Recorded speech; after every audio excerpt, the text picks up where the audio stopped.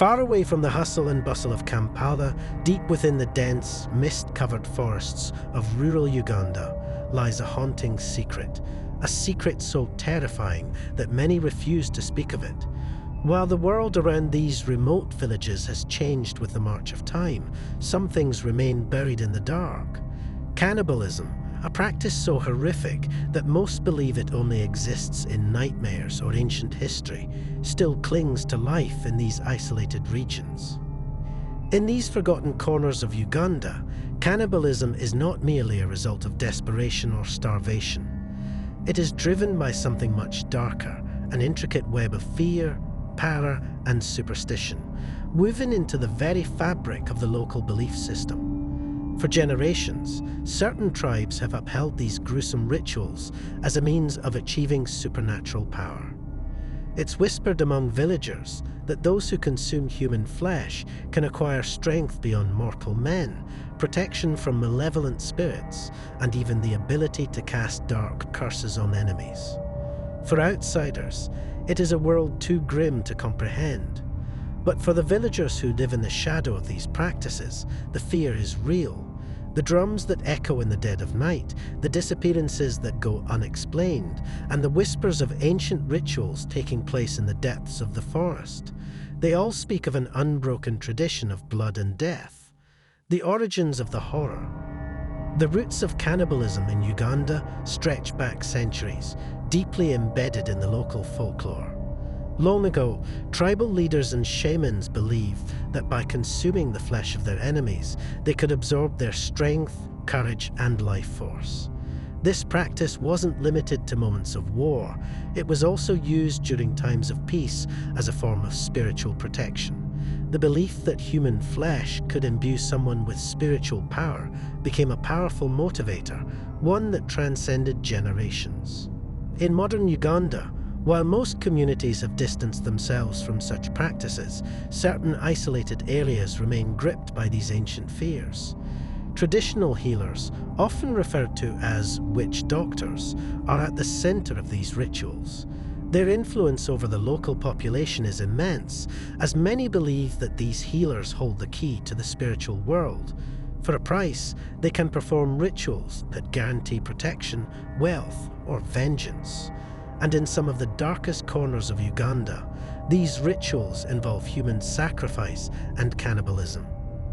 One of the most chilling aspects of this story is the number of people who go missing without a trace. In the rural districts, where law enforcement is scarce and the jungle swallows everything whole, people vanish. Children, in particular, are vulnerable. Parents live in constant fear of their young ones being taken in the night by those who practice these dark rituals. The stories are always the same. A child goes missing, the village searches in vain, and the matter is soon dropped. No one dares to ask too many questions. In these areas, silence is survival. To speak out is to invite the wrath of the spirits, or worse, the practitioners themselves. One villager recounted a chilling tale. "I remember when it happened. My cousin's son disappeared while playing in the fields. We searched everywhere, but all we found were his clothes, neatly folded at the edge of the forest. No one wanted to go deeper into the woods.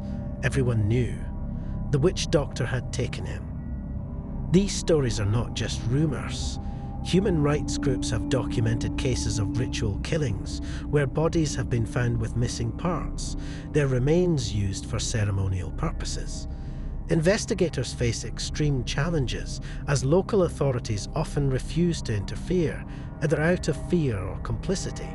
The shadow of cannibalism looms large, making it nearly impossible to break the cycle. In the most remote parts of Uganda, where access to healthcare, education, and law enforcement is limited, witch doctors reign supreme. Their power is often derived from the fear they instill in the community. Many claim to communicate with spirits, offering protection from evil forces or promising prosperity to those who follow their rituals. But at what cost? These rituals are terrifying. Under the cover of night, secret ceremonies are performed in hidden groves deep in the forest. The witch doctor, often surrounded by loyal followers, presides over these dark rites, invoking the names of ancient spirits, offering sacrifices to appease the forces of the unknown. It is said that those who wish to become powerful warriors or influential leaders must partake in the final act of these rituals, the consumption of human flesh. A former participant, now seeking refuge far from his homeland, recounted the horrors he witnessed. "I was forced to watch as they brought in a child, bound and gagged. The chants began, and the witch doctor claimed the spirits demanded the child's flesh. When the act was done, they divided the body, and I was told to eat. I refused. But the fear of what they would do to me if I disobeyed was worse than the horror of the ritual itself." Such acts, though rare, continue to occur.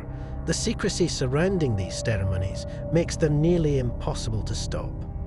Fear of curses, of spiritual retribution, keeps the villagers silent. Many believe that speaking out against these practices will bring unimaginable misfortune to their families. The influence of cannibalism has even seeped into Uganda's turbulent political past. During times of war and unrest, some rebel leaders and warlords were rumoured to have used cannibalism as a psychological weapon, spreading terror among their enemies. By consuming the flesh of their foes, they asserted dominance and struck fear into the hearts of those who opposed them. This grim tactic added another layer to Uganda's already complex history of violence and conflict. Today, while Uganda strives for peace and development, the shadow of these practices lingers in certain regions. The government has taken significant steps to combat ritual killings and cannibalism, but the battle is far from over. In many areas, the police face resistance not just from the villagers, but from corrupt local officials who may have ties to these practices. In recent years, human rights organizations have been working tirelessly to expose the horrors of ritualistic cannibalism in Uganda. Education and outreach programs aim to break the cycle of fear and ignorance that allows these practices to continue. But change is slow, and the silence of the villages remains a formidable barrier. Authorities have attempted to crack down on these rituals, but with limited success. The remote locations of these villages, combined with the deep-seated beliefs in witchcraft and dark magic, make it nearly impossible to bring perpetrators to justice. Those who do speak out often face threats, and many disappear themselves, likely victims of the very practices they try to expose. For now, the fight continues, but until the cycle of fear, superstition, and violence is broken, cannibalism will remain a dark and horrifying part of Uganda's hidden world.